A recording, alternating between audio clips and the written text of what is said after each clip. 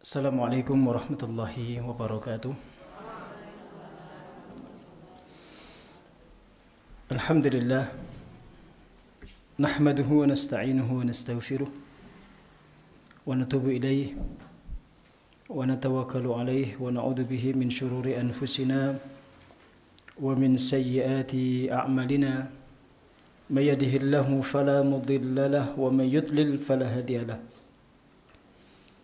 أشهد أن لا إله إلا الله وحده لا شريك له وأشهد أن محمدا عبده ورسوله لا نبي ولا رسول بعده أما بعد أخواتي في الله ibu-ibu, para akhwat, ummahat, jamaah sekalian yang dimuliakan Allah Subhanahu wa taala. Alhamdulillah di pagi hari ini kita kembali dipertemukan oleh Allah di majelis yang penuh barokah ini. Mudah-mudahan semua dalam kondisi sehat walafiat. Salawat dan salam semoga mengalir teruntuk junjungan kita Nabi besar Muhammad sallallahu alaihi wasallam yang selalu kita nantikan syafaatnya dan kita ikuti sunnah-sunnahnya. Baik, kita sampai di ayat 63, mengulas 63, 64. Nanti kita lanjutkan sampai ayat 67. Surah Yasin. A'udzu billahi minasy syaithanir rajim. Hadhihi jahannamul lati kuntum tu'adun. Islauha al-yawma bima kuntum takfurun. اليوم نختم على أفواههم وتكلمنا أيديهم وتشهد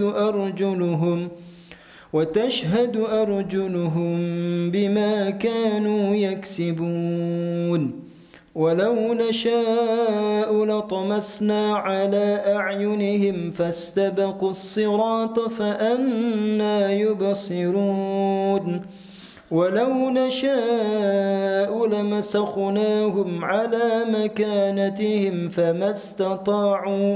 فما استطاعوا مضيا ولا يرجعون. Dibaca terjemahnya.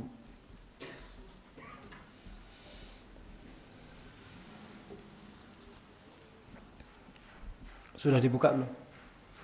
Sudah. Ya, dibaca.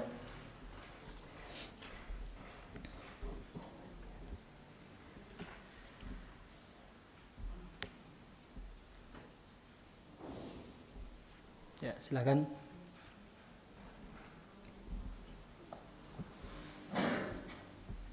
Inilah neraka jahanam yang dahulu telah diperingatkan kepadamu. Masuklah ke dalamnya pada hari ini karena dahulu kamu mengingkarinya. Pada hari ini kami tutup mulut mereka, tangan mereka akan berkata kepada kami, dan kaki mereka akan memberi kesaksian terhadap apa yang dahulu mereka kerjakan. Dan jika kami menghendaki, pastilah kami hapuskan penglihatan mata mereka, sehingga mereka berlomba-lomba mencari jalan. Maka bagaimana mungkin mereka dapat melihat?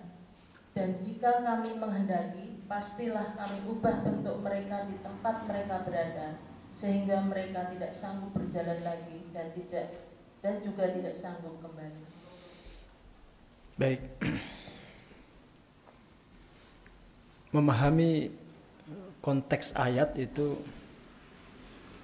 bagian daripada cara untuk memahami ayat secara benar ya. Jadi kadang ada konteks yang kita harus pahami sehingga teks itu tidak kita salah artikan.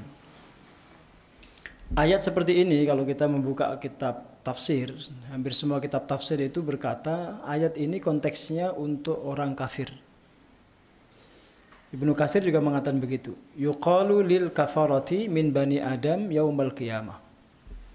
Dikatakan kepada orang-orang kafir dari keturunan anak Adam pada hari kiamat. Wa qad barazat al jahim lahum. Saat itu neraka jahim itu sudah ditampakkan. Jadi ucapan hadhihi jahannamul lati kuntum tu'adun itu lil kafarah. ditujukan untuk orang kafir. Berarti kesimpulannya neraka itu memang uiddat lil kafirin. Benar kata Allah di ayat yang lain, disediakan, disiapkan untuk orang kafir. Bukan berarti kemudian kita tidak takut neraka, bukan. Tapi disediakannya neraka, diciptakannya neraka, diwujudkannya neraka itu hukum asalnya untuk orang kafir.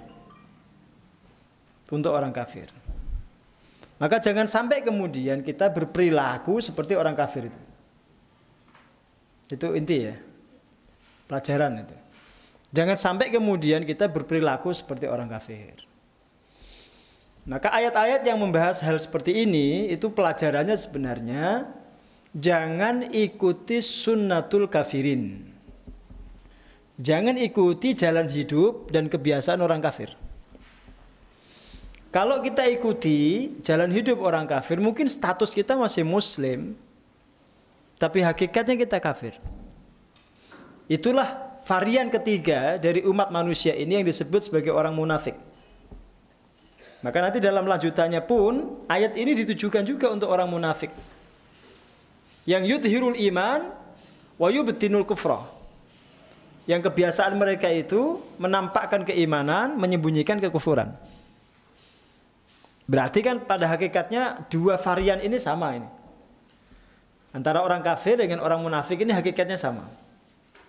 Cuma cara mereka menampakkan kekafiran saja yang berbeda. Kalau orang kafir itu terang-terangan menolak, terang-terangan menghina, terang-terangan memusuhi. Kalau orang munafik tidak, dia lebih halus. Dia lebih lebih woles. Dia lebih smooth. Ya, memusuhinya lebih canggih dia. Tapi hakikatnya sama, sama-sama menolak kebenaran dan tidak mau beriman. Ini konteks ya. Maka dengan sendirinya kalau kita membaca ayat seperti ini, asal kita betul beriman dengan iman yang baik, tidak perlu merasa takut. Ancaman ini bukan untuk kita, tapi untuk orang kafir. Jelas ya? Ini konteks yang tadi saya maksud. Jadi jangan baca teks dengan melewatkan atau meninggalkan konteks. Quran itu kan teks ya, nas. Setiap teks itu mesti ada konteksnya. Yang tahu konteksnya siapa? Ya para ulama tafsir. Para pakar tafsir itu. Maka kita cek di dalam keterangan mereka. Mereka mengatakan yuqalu lil kafarati min bani Adam. Ucapan seperti ini, inilah neraka jahanam yang dulu kalian ditakut-takuti dengannya oleh para rasul kalian. Yang dulu kalian ingkari kemudian diperingatkan oleh rasul-rasul kalian. Islauhal yauma bima kuntum takfurun. Kalimat ujungnya itu. Masuklah ke dalamnya hari ini karena sebab kekafiran kalian. Itu baknya li sababiyah itu. Karena dahulu di dunia kalian kafir. Kalau tidak kafir, disuruh masuk tidak? Tidak. Maka jangan jangan salah memahami ayat. Agar kita itu tenang tuh. Ya betul kita harus takut neraka, karena takut itulah kemudian kita sholat, kita puasa, kita zakat, kita nutup aurat. Sudah kita habiskan di sini takutnya, maka di akhirat jangan ada takut lagi. Paham Bu? Udah kita habiskan di sini. Maka bagi seorang hamba, tentu ini level yang rendah ya. Tapi tidak apa-apa, daripada tidak itu. Bagi seorang hamba itu, dia melakukan amal, dia mengerjakan sholat, dia mentaati perintah Allah, menjauhi larangan Allah, itu kan karena adanya takut, rasa takut kepada Allah. Karena ada rasa takut, maka dia melakukan perintah. Ya seperti seorang budak lah. Karena dia takut dengan majikannya, maka disuruh dia manut, ya kan? Itu tidak apa-apa, itu level paling rendah, tapi lebih baik daripada orang kafir. Maka definisi khusyuk dalam sholat itu, kalau kita fahami betul, itu tidak berarti terputus konsentrasi kita dari dunia. Tidak.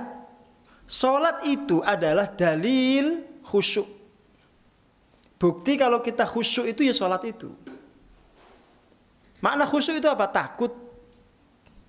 Jadi asal jenengan sudah mau sholat, itu jenengan sebenarnya sudah khusyuk. Jangan ditambahi lagi sehingga berat itu jenengan jadinya. Aku kok reso khusyuk ya.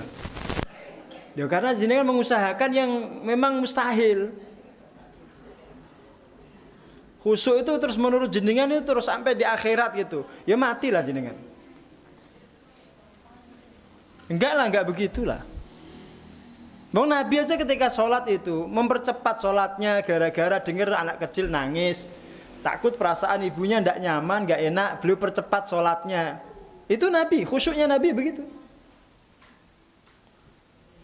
Ya kalau imam kita sekarang kan ndak, makin kenceng anak dia makin kencengkan tilawahnya, makin nangis dia makin panjangkan tilawahnya. Katanya untuk melawan agar dia tetap bisa khusyuk. Ya ndak, kasihan ibunya itu. Maka saya kalau ngimami itu paling cepat bu saya itu. Saya tuh kalau ngimami paling cepat. Kecuali sholat sunnah lah. Biasa ditutup pintunya. Al-Ghliq al-bab. Al-Ghliq al-bab. Enggak bisa. Iya. Jadi sholat itu adalah bukti ketakutan kita kepada Allah. Nanti level berikutnya, sholat itu, level berikutnya ya, bukti syukur kita kepada Allah. Karena kita sudah diberikan Allah rezeki, diberikan kehidupan, diberikan berbagai macam fasilitas, dicukupi, maka kita mengekspresikan rasa syukur itu dengan sholat. Nanti level berikutnya sudah tidak peduli dengan itu, saya penting ini bentuk cinta saya kepada Allah. Level ketiga itu. Ya, sholat itu adalah dalil mahabbah, bukti cinta kepada Allah. Nah, ini bertingkat-tingkat toh? Maka sekali lagi sholat itu tanda kekhusyuan. Jadi jangan mendefinisikan lebih daripada itu sebagai orang awam loh ya. Jadi kan awam betul. Gempon, jenengan pun sholat pun saya. Sholat, pas sholat terus udan kok eling jemuran manusiawi. Niku jenengan aman, masih sadar berarti. Kalau jenengan hujan malah nggak inget jemuran sama sekali, itu tandanya orang nggak peduli.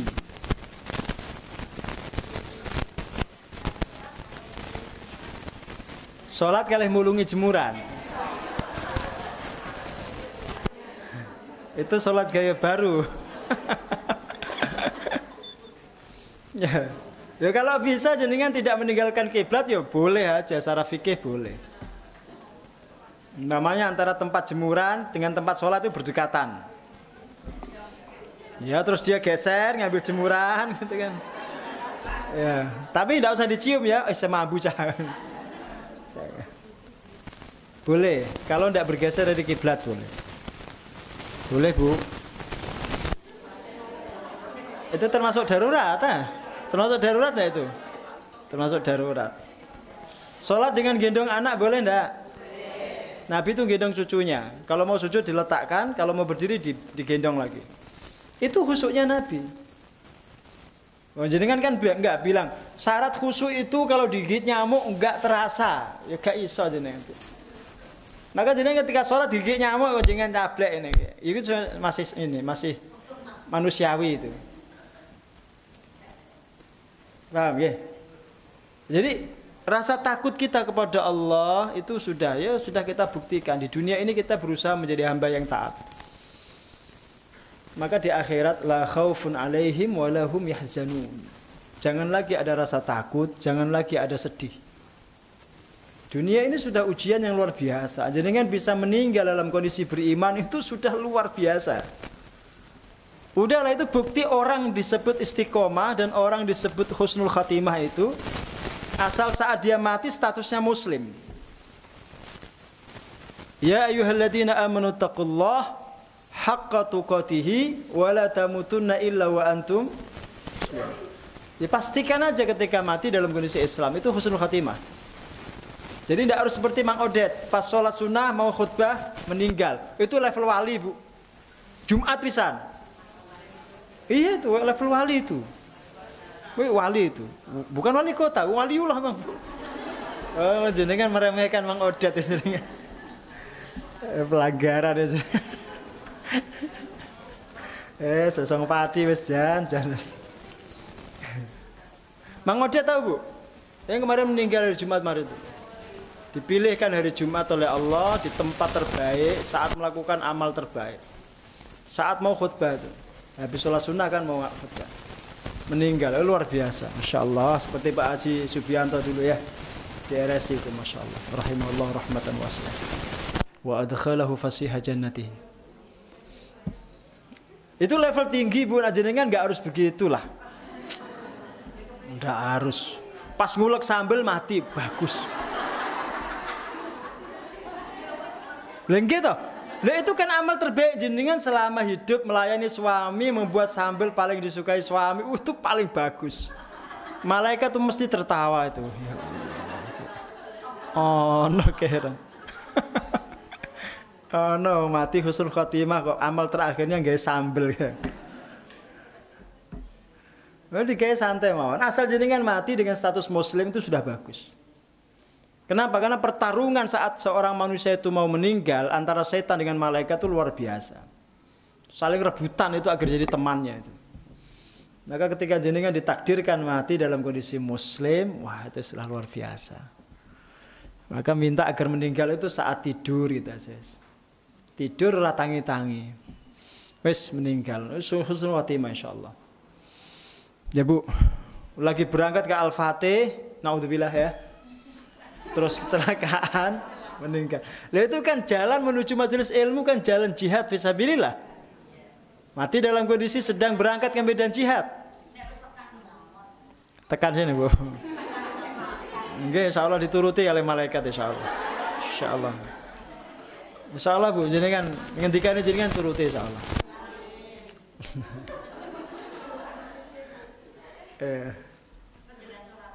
Siap, insyaallah, insyaallah. Kalau jenengan riyen, nak saya dulu jenengan nyolati saya.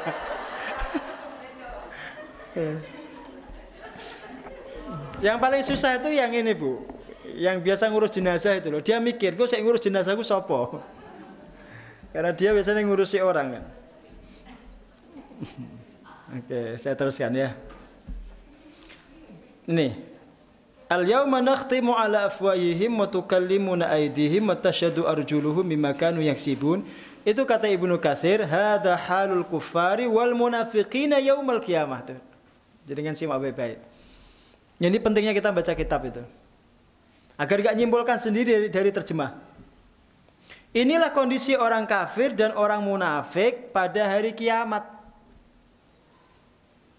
Kenapa mereka mengatakan, kenapa dikatakan ya yauma al-yauma nakhtimu ala afwahihim. Hari ini kami tutup, kami kunci mulut-mulut mereka. Kata beliau di sini, hina yunkiruna ma ijtarahuhu fid dunya. Dikunci mulutnya itu karena di akhirat mereka mengingkari kejahatan-kejahatan mereka selama di dunia. Jadi orang kafir, orang munafik itu di akhirat itu masih berusaha berbohong, masih berusaha menipu Allah di akhirat Bu. Maka tadi saya pesan sama santri ketika mau ujian, jujur itu akhlak yang harus dibawa sampai kemanapun itu. Jangan pernah sekolah ujian hanya untuk sekedar cari nilai, cari prestasi, dengan melakukan segala cara, dengan berbohong, berdusta, berkhianat. Al-Fatih didirikan itu tidak untuk rebutan atau munafasah prestasi itu enggak. Biar nanti juara ini ikut lomba juara, kompetisi juara enggak penting bagi Al-Fatih itu. Maka ada lomba-lomba itu kita enggak reken, enggak anggap, enggak penting itu. Level kita lebih tinggi Bu.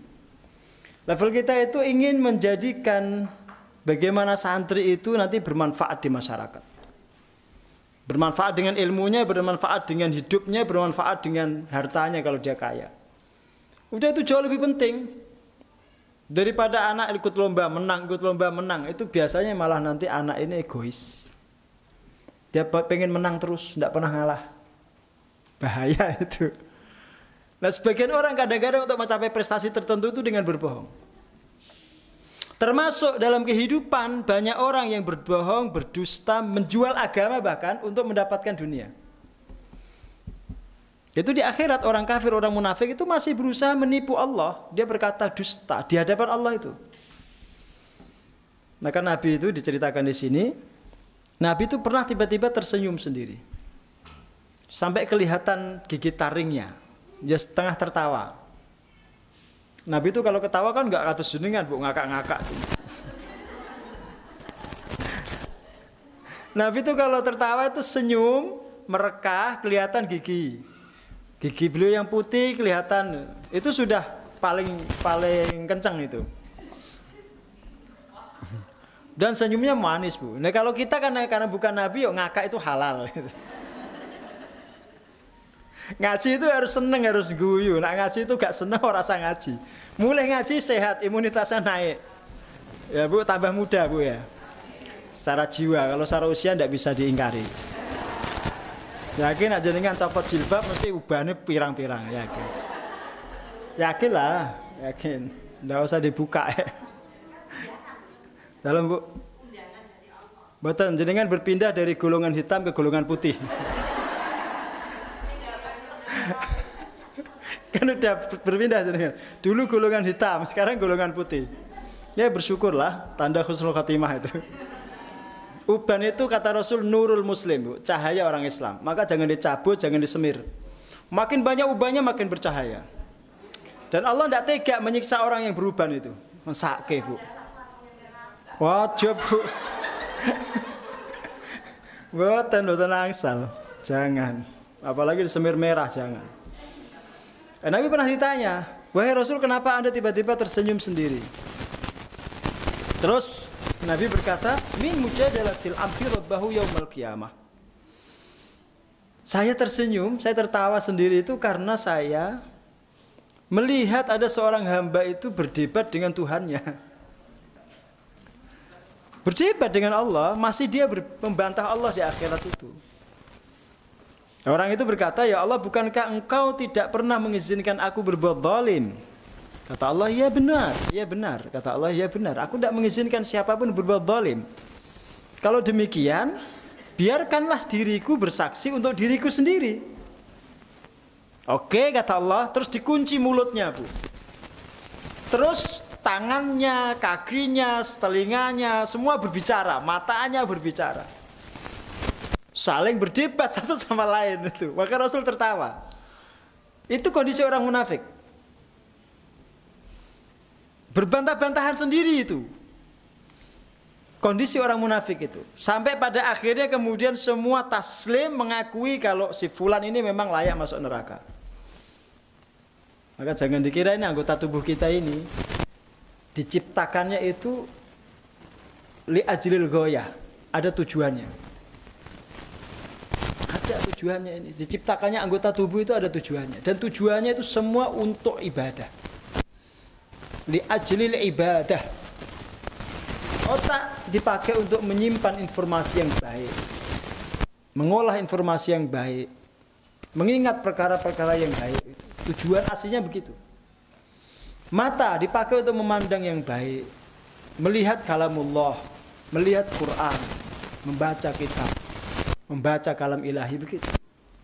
Mulut dipakai untuk zikrullah, dibasahi dengan kalimat thayyibah, digunakan untuk sholawat, digunakan berkata yang baik. Tangan untuk bekerja, mencari nafkah. Ada semua ada tujuannya, termasuk mohon maaf, kemaluan itu diciptakan untuk tujuan mendulang pahala. Maka ada orang itu yang masuk surga itu kalau dia betul-betul bisa menjaga kemaluannya. Kata Rasulullah, ada dua lubang yang siapapun bisa menjaga dalam dirinya dua lubang itu, maka dia akan masuk surga. Yang pertama mulutnya, yang kedua kemaluannya. Untuk menjaga kemaluan itu penyebab orang masuk surga. Jadi semua ada tujuannya itu. Maka orang yang faham, yang ngerti agama, dia akan memaksimalkan potensi anggota tubuhnya. Organ-organ tubuhnya dia gunakan semuanya untuk mendulang pahala. Hatta telinga ini dia gunakan, alladzina yastami'una al-qaula fayattabi'una ahsana. Dia gunakan untuk menyimak perkataan yang baik, lalu dia ikuti. Dia jalankan nasihat itu. Dia gunakan telinganya untuk menyimak. Dan kemudian merubah diri. Telinga ini penting. Mohon maaf ya, sekedar mulut senyuman itu, jenengan kalau cek dalam hadis, itu tabassumuka fi wajhi akhika sedekah. Senyummu di depan saudaramu itu sedekah. dinilai oleh Allah sebagai pahala itu. Ya jangan disepelekan loh. Makanya sering-seringlah tersenyum. Tapi ketika ketemu saudaramu, jangan senyum sendirian. Ya kan ada sebagian orang itu yang senyum itu susahnya minta ampun, Bu. Sariawan kata dia. Wajahnya itu penuh dengan horor. Jelas, Bu, ngajinya nggak di sini. Ada orang itu yang nggak saat dia setelah bangun tidur, setelah dia mandi, bahkan setelah berhias, itu wajahnya itu plek mak lampir itu. Plek gak iso guyu belas. Aslinya. Tapi kalau nggak senyum tetap jelek.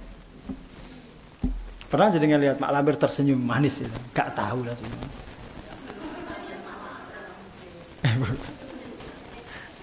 Kan? Siapapun lah wajahnya sederhana apapun, saya nggak ngatakan jelek ya. Kalau dia tersenyum pasti kelihatan, auranya itu kelihatan. Pasti. Makanya Rasul itu punya sifat dhahukun qattal. Nabi itu dhahuk ma'al mu'minin wa qattal 'alal kafirin. Nabi itu kalau kumpul dengan para sahabatnya itu murah senyum, senang tertawa, senang bercanda, mesra sekali dengan sahabat-sahabatnya itu. Tapi kalau ketemu orang kafir itu gemar berperang Rasul itu. Qattal. Qattal itu dari kata qatala yaqtulu. Rasulullah begitu. Maka saya kalau kumpul dengan teman-teman itu isinya guyon gitu. Sama teman-teman tuh.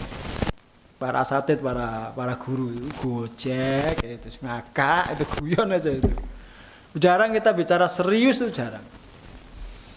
Tapi isinya insya Allah serius. Suasananya dibuat menyenangkan itu.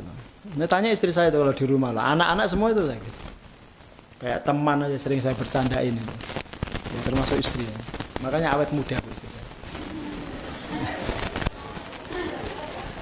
Awet muda. Tanda suaminya nggak galak Bu. Nah, sinten? Nggih. Sampun SMA. Sebentar lagi cari mantu. Jangan. Jadi tiang sepuh kula Bu, tiang padi. Tapi kembali ke Klaten. Terus saya teruskan ya. Al-yawma nakhtimu ala afwahihim wa tukallimuna aydihim wa tashhadu arjuluhum bima kanu yaksibun. Disebutkan di sini kalau orang munafik, orang kafir itu anggota tubuhnya yang pertama kali bicara itu pahanya yang kiri. Kalau orang beriman itu pahanya yang kanan. Nggak tahu itu filosofinya apa itu, saya nggak paham juga itu. Pokoknya yang pertama kali bicara itu paha kirinya. Kalau orang kafir, paha Bu. Fakhid kalau bahasa Arab itu. Kalau orang beriman itu paha kanannya.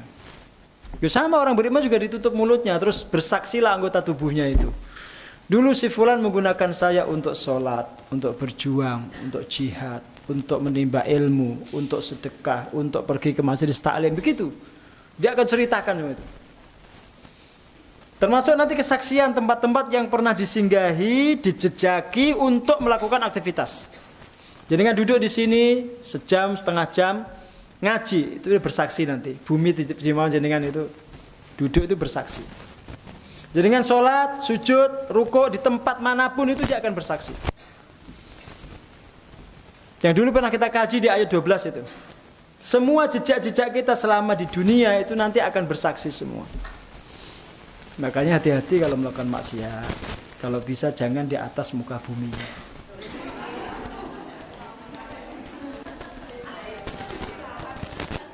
Ya, kalau bisa jangan di atas muka bumi. Kalaupun ada di atas muka bumi itu sebaiknya jangan pindah-pindah. Biar kesaksinya cuma satu itu aja. Itu namanya istiqomah melakukan maksiat. Di situ jangan pindah-pindah. Termasuk jenengan jangan sangka semua yang jenengan lewati dari rumah, apapun yang jenengan lewati dalam rangka thalabul ilmi itu nanti menjadi saksi. Apapun itu, pepohonan kah, bebatuan, kerikil, semua menjadi saksi. Kadang kita kan tidak menyadari itu. Bahkan saya sering ceritakan ke jamaah kalau saya bimbing umroh itu.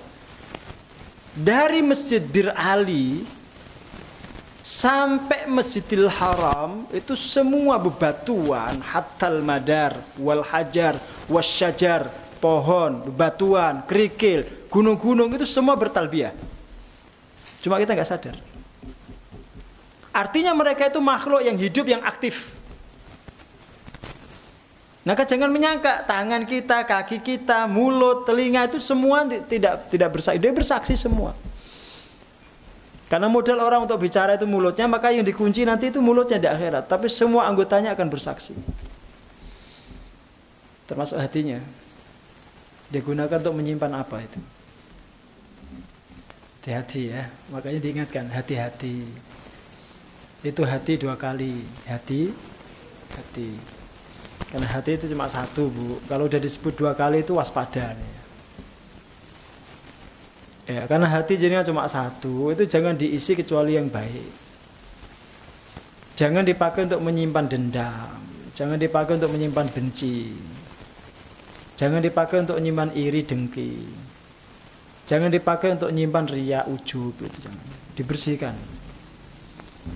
Belajar itu, melupakan kesalahan orang, berlapang dada itu penting.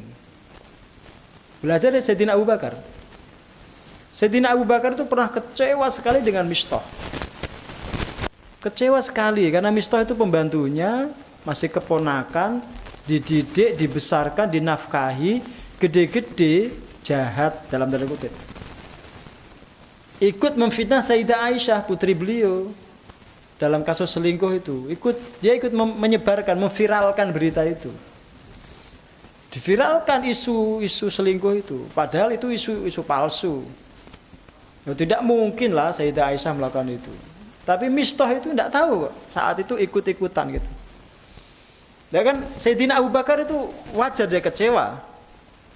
Karena bagaimanapun Aisyah itu putrinya kan, putri kesayangan bahkan yang beliau sangat cintai itu. Maka Abu Bakar itu pernah bersumpah, saya tidak akan lagi menafkahi kamu. Saya tidak akan lagi, saya akan stop, saya hentikan itu. Biaya yang selama ini saya berikan kepadamu. Terus turun ayat, Bu. Turun ayat 22 surat An-Nur. Bukan menegur Mistah, tapi menegur Abu Bakar. Kan aneh itu. Kalau orang itu mestinya yang keliru siapa? Mistah. Abu Bakar itu marah kan wajar itu. Manusiawi itu, anaknya dituduh. Tapi Allah itu lebih peduli Abu Bakar daripada Mistah. Jadi ngasih garis bawah itu. Allah itu lebih melihat Abu Bakar, memperhatikan Abu Bakar daripada Mistah. Dan itu sudah menunjukkan level Abu Bakar itu tinggi karena dibahas di langit oleh Allah. Diperhatikan. Bukti perhatiannya apa? Turun ayat menegur Abu Bakar, bukan menegur Mistah. Siapa sih Mistah itu dibanding Abu Bakar? Dia tidak terlalu berarti lah dibanding Abu Bakar itu. Maka yang ditegur Abu Bakar As-Siddiq, ditegur jangan sampai kamu bersumpah seperti itu. Maafkan dia, berlapang dadalah kamu, tetap kebaikanmu teruskan, jangan kamu putus. Tidakkah kamu ingin kalau Allah itu mengampuni dosa-dosa kalian?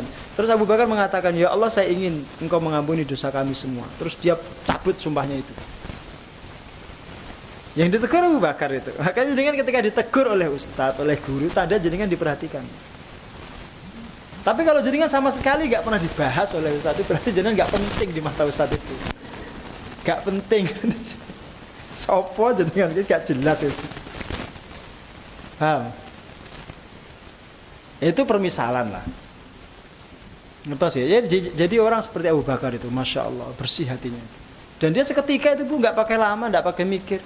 Tidak ada protes. Loh ya Allah, yang salah kan bukan saya, tapi Mistah. Tidak dia.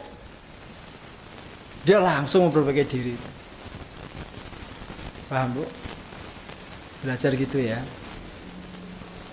Itu cara untuk mentazkiyah hati kita, membersihkan hati kita, mensucikan hati dari benci, dari dengki, dari dendam. Paham, Bu? Doa ada sebagian orang, mohon maaf ya, datang konsultasi ke rumah ini, Bu, tanya bab agama, bab syariat, saya jawab. Jawabannya disalahgunakan.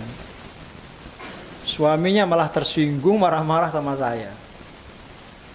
Kira-kira kalau jenengan apa gitu? Santet aja, Bu ya. Loh, dia datang ngerusuhi saya, ngerewoi, ngerepoti gitu. Ngasih pertanyaannya sulit, saya jawab, saya bantu mencari solusi. Kok malah kemudian saya disalahkan suaminya? Tapi ya sudah, yang namanya takdir menjadi guru, menjadi ustadz juga harus begitu. Gelem dirusui wong, gelem direpoti, gelem dituduh. Nah gak gelem dituduh aja jadi guru. Jangan jadi ustadz, jangan jadi kiai. Kalau ndak mau dituduh orang tuh udahlah. Jadi ini loh, biksu aja. Di wihara itu ndak ada yang nuduh, gak bergaul dengan orang. Nah, itu jadikan mental begitu. Jadi kan bergaul dengan orang tuh pasti kadang-kadang inggung, kadang-kadang tersinggung, biasa nih. Tapi bersihkan hati. Kalau muncul kebencian, bersihkan. Karena hati itu nanti juga bersaksi. Hati itu bersaksi. Sekedar pulpen yang jenengan pakai nulis itu bersaksi. HP lah HP, Bu. HP itu nanti kesaksiannya banyak loh itu. Tenan lah, Bu. Saya nggak nakut-nakuti loh, kesaksiannya banyak. Ini pernah dipakai untuk chatting gibah gibah jama'i di grup anu gitu. Oh itu ada, itu catatannya, rekam jejaknya ada. Jangankan nanti di akhirat, sekarang kalau jenengan pakai digital forensik, jenengan lapkan HP jenengan tuh semua riwayat HP itu ada. Hari apa, jam berapa, tanggal berapa, menit ke berapa, jenengan melakukan apa dengan HP itu, ada itu chattingnya, ada itu jejaknya. Belum sampai akhirat loh, jejaknya sudah ada semua. Sekali-kali lab kan jenengan gitu, di lab aja. Kalau mau tahu, bener itu. Semua terekam. Bahkan yang saya ceramahkan hari ini tentang apa, 20 tahun yang akan datang, generasi setelah saya akan tahu saya ceramah apa saat ini. Bukan karena ada rekamannya, bukan. Ada ilmu tentang itu. Ada ilmu tentang itu. Maka baik buruknya masyarakat itu tergantung siapa yang menjadi orator, siapa yang menjadi khatib, siapa yang menjadi penceramah. Karena isi ceramah itu mempengaruhi pikiran banyak orang. Maka jangan izinkan orang yang tidak berilmu, yang tidak kompeten ngisi majelis. Rusak masyarakat. Loh bener, Bu. Itu ada kajiannya, ada forensiknya itu. 20 tahun, 30 tahun yang akan datang bisa diriset. Ada kecenderungan A di masyarakat. Cek digitalnya itu, secara forensik cek. Nanti akan ketemu. Dulu pernah diajar gurunya seperti ini, seperti ini, seperti ini. Ngaji kitabnya apa itu akan membekas di tengah masyarakat menjadi kebiasaan. Paham jenengan ya? Makanya Sayyidina Ali itu pernah melarang seorang anak muda khutbah. Gara-gara anak muda itu ditanya oleh beliau tidak bisa jawab. Mas, fulan, kamu tahu ndak ilmu sababun nuzul? Kamu tahu ndak ilmu nasih mansukh?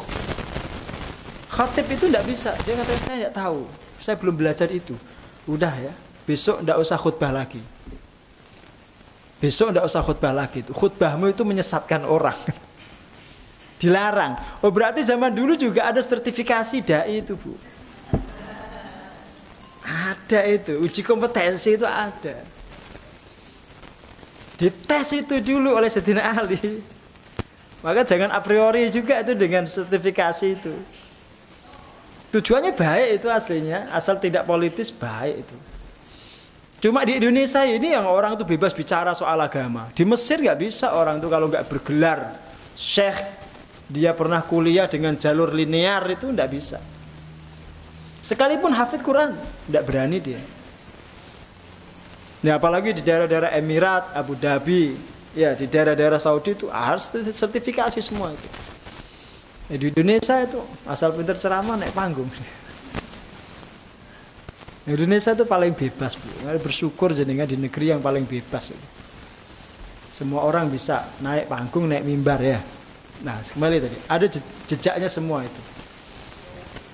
Digital ya ada forensiknya, ceramah ya ada forensiknya. Itu di tengah-tengah masyarakat itu bisa dikaji. Itu ada para pakarnya, Bu.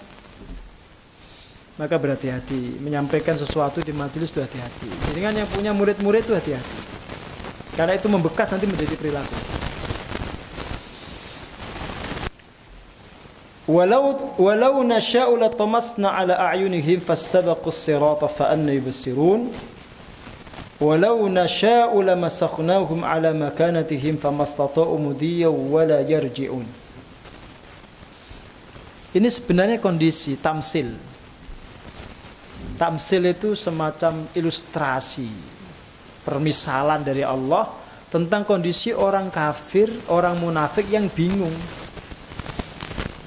Tidak punya wujah nadhar, tidak punya pandangan tentang kebenaran, sehingga bingung dia. Cobalah cek sekali waktu kalau jenengan mau diskusi dengan orang kafir, cek aja. Hei bro, bener enggak kamu itu nyembah patung? Ya, aku nyembah patung. Patung itu berarti Tuhan. Oh iya, itu Tuhan kami, kesembahan kami. Tanya tuh, yang sudah dia perbuat untuk hidup Anda apa? Pasti dia bingung. Cuma dia mau maju nggak bisa, mundur nggak bisa. Dia berada di posisi yang tidak punya pandangan itu. Dia mau membantah karena itu sudah ajaran turun-temurun, didoktrinkan begitu. Dia mau keluar nggak bisa. Itu kondisi orang-orang kafir, kecuali yang Allah berikan kemauan dan kemampuan untuk mendobrak itu. Termasuk tanya orang Nasrani itu, aslinya Nabi Isa, Yesus itu Tuhan atau anak Tuhan? Kok gak bingung? Coba aja, nanti pasti bingung itu. Janjane Isa kui anak Tuhan apa Tuhan? Sek tak teleponnya sek Nabi Isa. Bingung, yakin bingung itu. Itu maksudnya tuh, maju ndak bisa, mundur ndak bisa. Mau melangkah ndak bisa, mau kembali ndak bisa. Posisi, karena ndak punya pandangan, diangkat, dicabut oleh Allah pandangannya itu. Maka jenengan bersyukur jadi orang Islam. Tegak pandangannya, jelas pendiriannya, jelas konsep ketuhanannya, paling sempurna syariatnya. Bersyukurlah. Jenengan sekarang kalau dalam agama kita itu, apa yang kira-kira jenengan hadapi, problem apapun, yang belum jenengan hadapi pun sudah ada solusinya itu. Yang belum dihadapi, coba aja sebutkan tema aja yang kira-kira nggak dibahas oleh agama itu, nggak ada. Maka jangan pernah kemudian kita berusaha untuk mencari solusi kecuali dari agama, karena agama itu solusi bagi semua problem, dari semua masalah yang kita hadapi. Cuma masalahnya kita tuh tekun atau enggak itu, mempelajari isinya itu tekun atau enggak. Jelas ya? Ya maka jangan jadi orang bingung. Orang ateis apalagi Bu? Orang ateis tuh apalagi. Orang Korea itu ateis tuh, mayoritas ateis. Kalau kita pakai logika dangkal aja, kira-kira gelas ini loh, gelas ini. Ada yang membawa, ada yang mengadakan, ada yang buat atau tercipta sendiri. Itu bingung dia. Loh kalau gelas macam begini yang sederhana seperti ini saja itu ada yang buat, ada yang ngisi airnya, ada yang mengadakan, ada yang membawa dari luar ke dalam, menaruh di atas meja sini. Apalagi dunia seisinya yang begitu luar biasa ini. Mungkin gak tanpa pencipta? Pusing dia. Bingung dia. Itu makna ini. Bingung. Paham? Kalau konsep agama sini itu jelas sekali, sangat jelas sekali. Nggak ada sesuatu di dunia ini yang tiba-tiba ada. Pasti ada yang menciptakan, ada yang mengadakan, ada yang ngatur. Bahkan kalau bahasa Quran itu, jatuhnya satu helai daun itu atas takdir Allah. Jatuhnya detik keberapa, jam berapa, menit keberapa, hari apa, di mana, nanti nasibnya bagaimana itu semua tertulis di Lauhil Mahfuz. Nah, itu menjadikan jenengan kalau membaca ayat seperti ini itu harus bersyukur betul.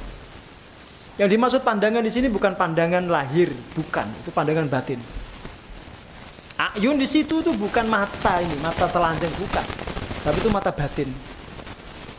Kadang bahkan sebagian orang juga nggak bisa membedakan mana yang benar, mana yang salah, padahal dia orang Islam. Diambil sebagian pandangannya itu tentang kebenaran. Salah satunya karena sebab fanatisme itu. Benar. Karena sebab asobiyah, fanatisme itu orang kadang nggak bisa membedakan ini benar apa salah sih. Maka hati-hati jenengan, berorganisasi boleh, bahkan dianjurkan untuk amal islami, tapi jangan fanatik. Jangan fanatik, itu membuat hidup jenengan nanti akan susah membedakan mana yang benar, mana yang salah. Asal kelompoknya dibela kok. Betul atau betul? Nggak peduli benar salah tuh, asal kelompoknya dibela. Termasuk fanatik dengan keluarga, dengan terah, dengan keluarga besar. Hati-hati. Itu bisa menutup kebenaran. Maka sampai Rasul mengatakan begini, kalimat Rasulullah itu. Lau kanat Fatimah bintu Muhammadin sarakat laqata'tu yadaha. Kalau Fatimah putriku itu mencuri, dia salah, aku potong sendiri tangannya. Itu menunjukkan apa? Satu, sama di mata hukum. Yang kedua, Rasul tidak fanatik dengan keluarganya itu. Mengajarkan kepada kita bahwa orang itu sama saja. Nak salah ya kita katakan salah, kalau benar ya benar. Dibela yang benar itu. Jangan dibela kelompoknya. Paham, Bu? Ngertos ya? Nah, maka fanatisme itu kata dibahasakan Rasul kan gitu. Hubbuka lisyai' yu'mi wa yusim. Cintamu kepada sesuatu, apapun sesuatu itu, kalau berlebihan, membutakan dan menulikan telingamu. Membutakan matamu, menulikan telingamu. Maka betul orang barat bilang itu, cinta itu buta. The love is blind. Ya, orang itu kalau cintanya berlebihan, buta dia. Orang kalau cinta sama organisasinya berlebihan, pasti buta dia. Kesalahannya nggak dilihat, coba kekurangannya nggak akan tampak. Semua tampak indah. Paham itu? Maka sekali waktu perlu keluar sejenak, nengok apa yang kemarin kita lakukan itu benar atau enggak. Tengok. Kadang-kadang perlu keluar sejenak, nengok kelompok kita itu kemarin benar atau enggak. Agar tidak fanatik jadi. Hati-hati. Karena sebagian orang kadang-kadang masuk dalam jebakan doktrinasi itu tanpa sadar. Karena ketemu tiap hari, suasana emosionalnya sama, suasana komunalnya sama, akhirnya terjebak dalam fanatisme. Berhati-hati. Ya. Kalau seperti itu nanti sudah bingung, ini jangan-jangan ini benar apa salah sih? Padahal orang luar melihatnya itu gampang sekali. Itu salah jelas. Orang luar tuh lihatnya itu salah. Maaf ya, kalau kita mau ambil contoh konkret lah mamanya. Ambil contoh konkret. Mohon maaf ya, ini saya sebutkan contoh, jadi jangan tersinggung ya. Jadi kan kemarin waktu pilpres milih siapa?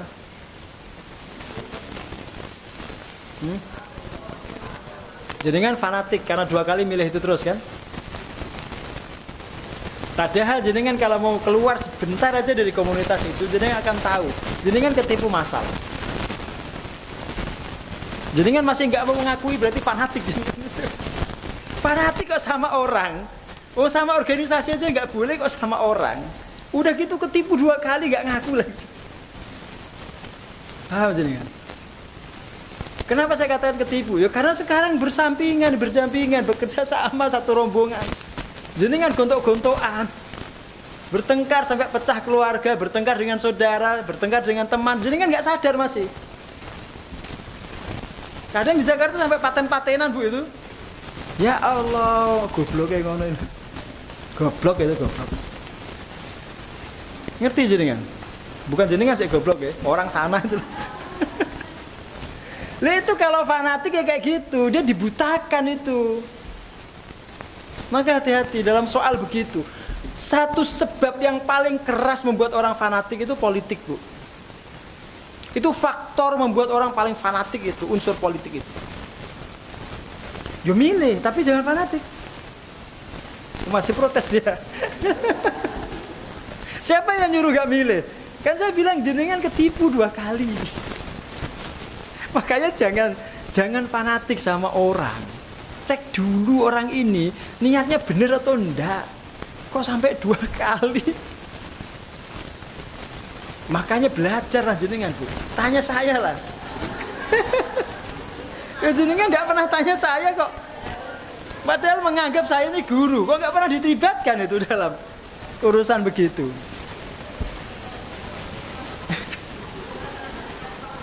Kan ketipu masal tuh jenengan namanya. Oke lah, enggak apa-apa, itu masa lalu. Jangan diulangi lagi nanti di masa depan. Bukan, kalau jenengan gara-gara itu kok sampai bertengkar, itu kan tanda jenengan fanatik, itu maksud saya. Ya gimana gak bertengkar, kalau saya dimusuhi orang banyak gara-gara itu. Nah, itu jenengan salah jenengan. Saya kan terkenal, Bu.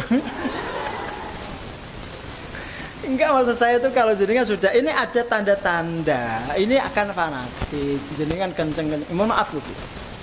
Ada kawan saya itu tukang sablon, tukang gak kaos gitu. Gara-gara dimintai order nyablon kaos calon tertentu, itu akhirnya diboikot oleh kelompok lawannya. Didatangi, Mas, nak jenengan tetap nyablon ini, saya nggak akan ngorder ke jenengan lagi. Padahal tukang sablon itu kan siapa yang datang harus dilayani. Lu mikirnya ini jen piye toh? Itulah namanya fanatisme itu. Sampai nggak logis. Lu kok salah tukang sablon nopo? Mbok sopo ae lho, mbok. Orang nggak kaos apa aja kan, kalau itu dia datang ke dia ada unsur ekonominya dia layani. Gara-gara dia suruh nyablon kaos capres tertentu, Bu. Terus lawannya itu neror. Pokoknya kalau jenengan tetap nyablon itu, nanti semua jaringan saya tidak akan boleh nyablon tempat jenengan. Ngoten itu fanat. Jenengan agak sadar kebangetan itu. Jenengan enggak, alhamdulillah. Berarti jenengan murid saya. Terus saya tobat lah, coba fanatik. Termasuk jangan fanatik dengan saya, jangan. Dosa jenengan. Enggak boleh. Fanatik itu dengan kebenaran. Orang itu kasih Allah itu hati nurani, dikasih akal sehat, dipakai untuk itu. Maka tidak asal ini karena gurunya, ini karena kiainya, ini ustadznya terus mesti benar terus. Boten. Jangan. Salah nggak bilang salah, tapi cek nanti kebaikannya insya Allah lebih banyak. Oh berarti masih layak dianggap sebagai guru. Tapi dalam soal ini salah. Boten apa-apa. Itu cara agar tidak fanatik jadi. Dan saya ngajarkan begitu ke teman-teman, ke guru-guru di sini tuh begitu. Jangan fanatik sama person, sama figur jangan. Karena figur itu sangat boleh salah. Yang tidak boleh salah itu hanya Nabi. Nggih. Maka kalau jenengan mau fanatik sama Rasulullah. Jelas benarnya Rasul itu. Maka dulu ketika Rasul perang itu jelas perangnya fisabilillah. Kalau bermusuhan jelas permusuhannya li'i'la kalimatillah. Lah kalau sekarang kita bermusuhan, tujuannya apa? Soal politik jenengan bawa-bawa itu dalil perang jihad itu. Yo keliru lah jenengan tuh. Sampai Nono Warisman berdoa. Doa perang Badar. Loh itu doa yang enggak boleh diucapkan kecuali oleh Rasulullah kok dia ucapkan. Itu piye janjane gitu. Ngono kuwi banyak ustaz di situ hadir, yo enggak negur sama sekali itu. Ya Allah, berarti kan gak paham itu. Neno Warisman radhiyallahu anha. Loh yuk kan, mudah-mudahan kan dia mendapatkan ridho dari Allah. Saya doakan benar ini. Jangan fanatik. Jenengan nanti akan kalau fanatik terbentur-bentur berkali-kali itu. Serius. Bukan tidak boleh milih itu harus. Saya itu juga milih. Oh kalau itu rahasia.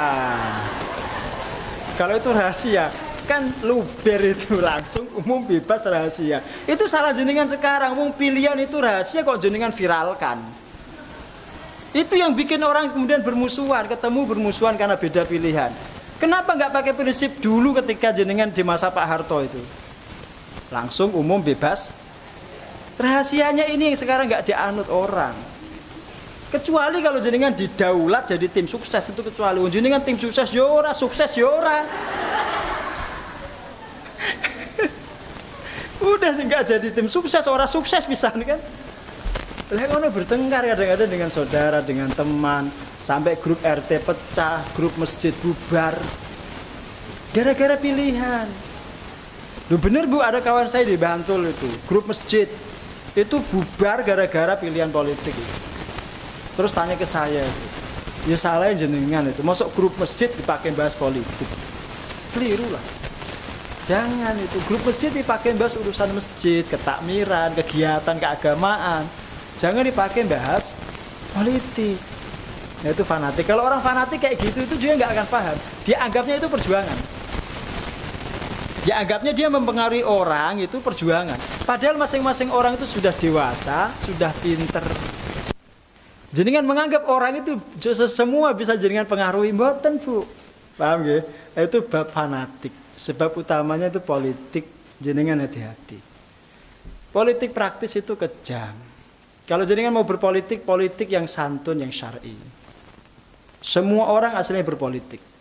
Cuma tidak harus semuanya masuk politik praktis. Pendidikan itu politik paling tinggi. Karena ada rencana rekayasa sosial jangka panjang. Jadi kan pengen merubah Indonesia ini menjadi lebih baik. Jalurnya yang paling permanen itu pendidikan. Maka para kiai, para guru, para asatid itu para politisi yang paling tinggi levelnya. Berbagi tugaslah dengan kawan-kawan politisi praktis yang ada di parlemen. Mereka jangka pendek, kita jangka panjang. Begitu, maka jangan menganggap orang yang berada di lembaga pendidikan, di pesantren tidak berpolitik. Mereka berpolitik, tapi jangka panjang. Nah, kalau udah begitu, jadinya tidak akan fanatik itu. Maka di Al-Fatih ini haram orang pakai atribut kaos partai, nggak boleh. Nggak boleh di sini. Saya larang. Saya kasih kartu merah itu kalau datang ke sini pakai kaos partai. Tak kasih kartu merah langsung keluar. Tidak boleh Bu. Agar tidak kacau, ya tidak ada konflik interest, tidak ada benturan kepentingan. Itu semua untuk kebaikan. Apakah kita umat Islam boleh mendoakan azab dari Allah bagi manusia atau penguasa yang zalim? Karena pendapat ulama berbeda-beda. Bolehkah mendoakan penguasa yang zalim? Gitu, penguasa yang zalim agar apa? Diadab oleh Allah gitu.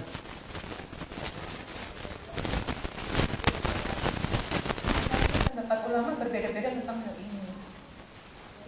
Memang sudah dia kaji semua pendapat ulama. Kurang tahu ya Ustaz. Ya, itu kadang-kadang orang itu mengatasnamakan ulama padahal belum mengkaji.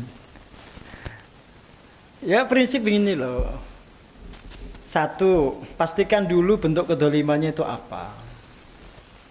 Jangan menyebut si A dolim, si B dolim hanya basis baca di medsos itu.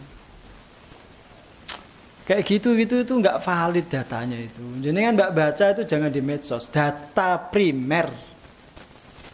Orang berpendidikan itu mesti tahu tuh definisi data primer itu mesti tahu. Medsos itu mbok sekencang apapun itu bukan data primer. Ya, datanya nggak jelas, kadang-kadang yang ngomong juga nggak kompeten. Maka jangan gampang mendefinisikan ini dolim. Itu biasanya pikiran yang seperti itu karena sudah terpengaruh oleh gaya-gaya politisi. Betul itu.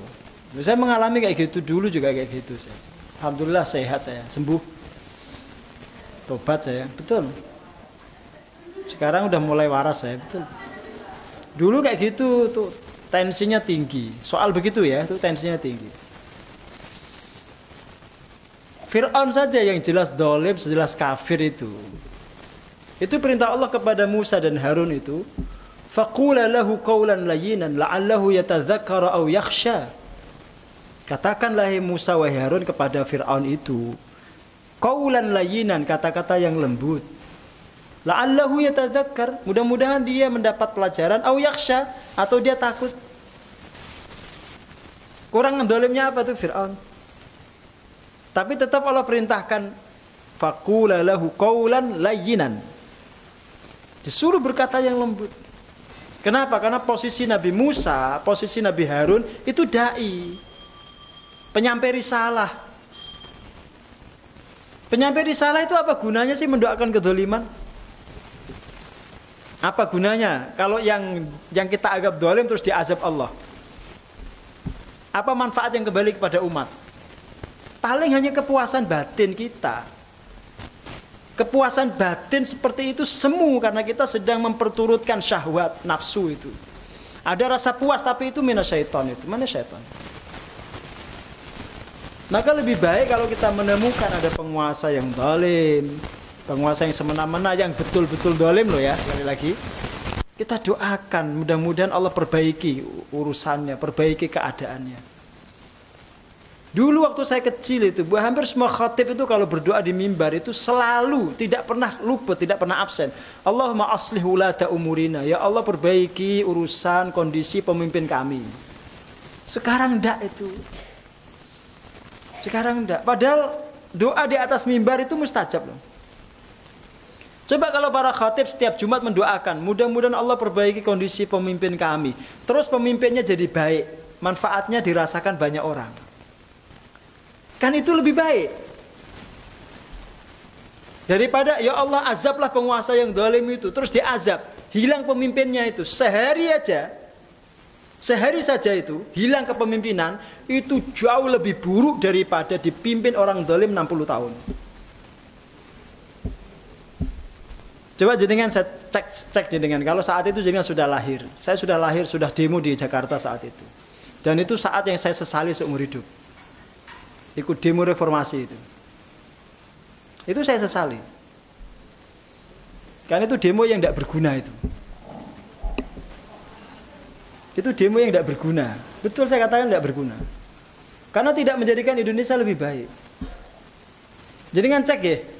Pak Harto mimpin kita 32 tahun. Orang bilang zalim, korup, penguasa yang rakus dan seterusnya toh.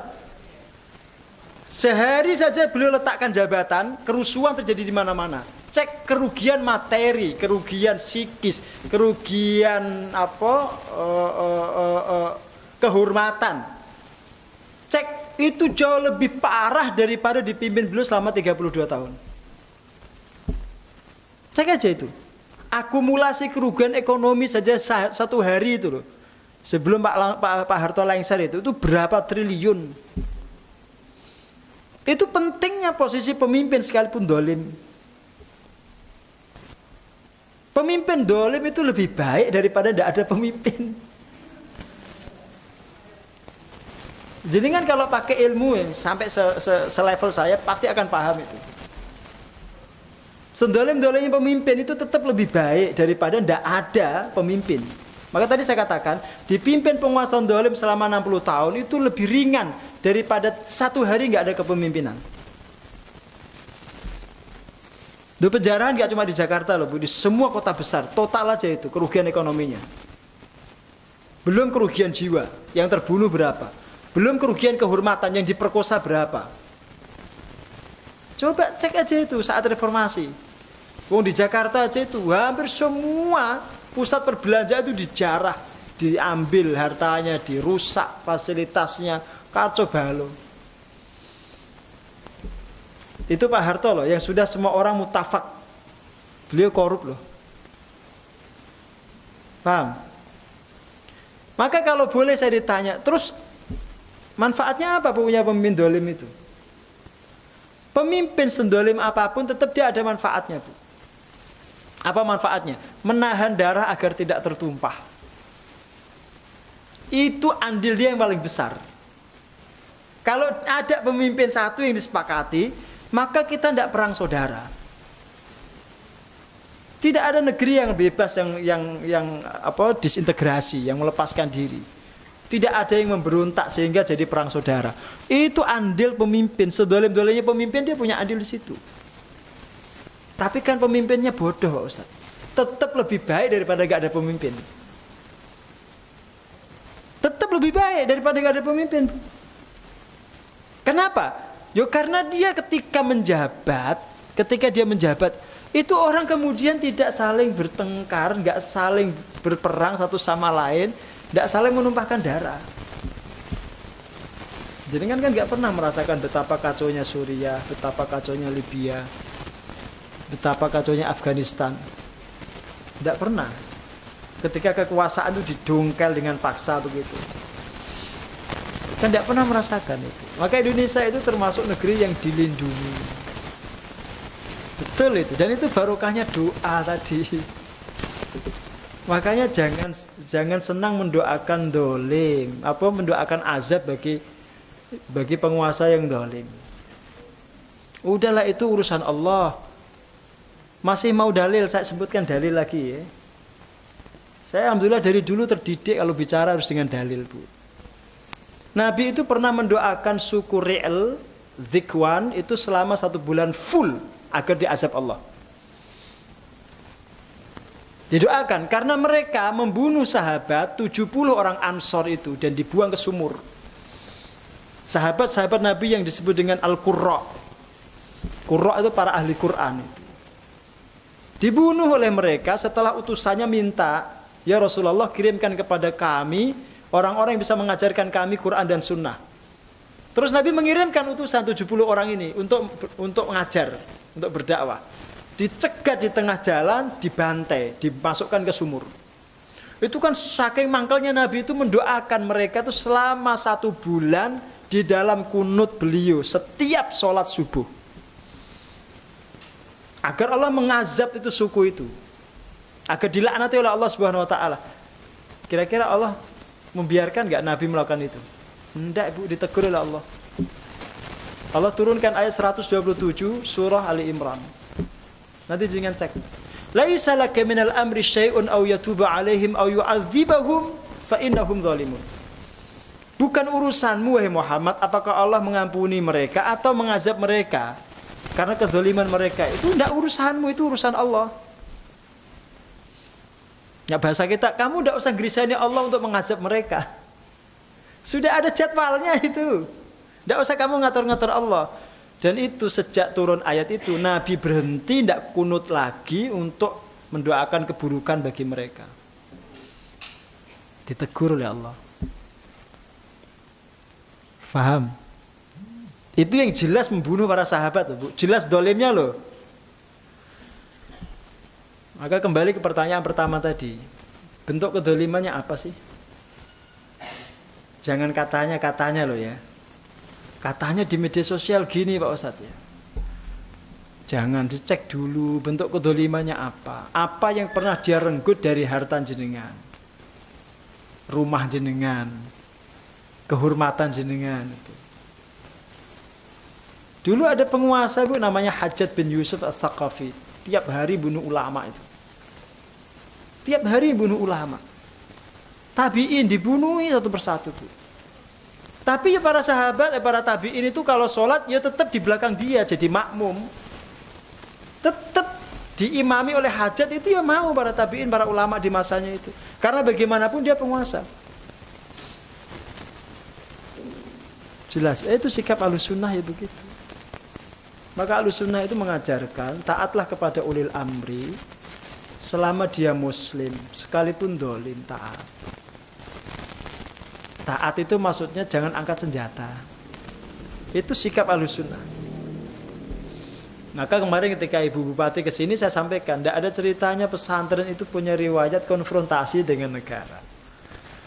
Karena pesantren itulah yang melahirkan negara. Tidak mungkin musuhi para pamong praja, para pejabat yang ngurus negara.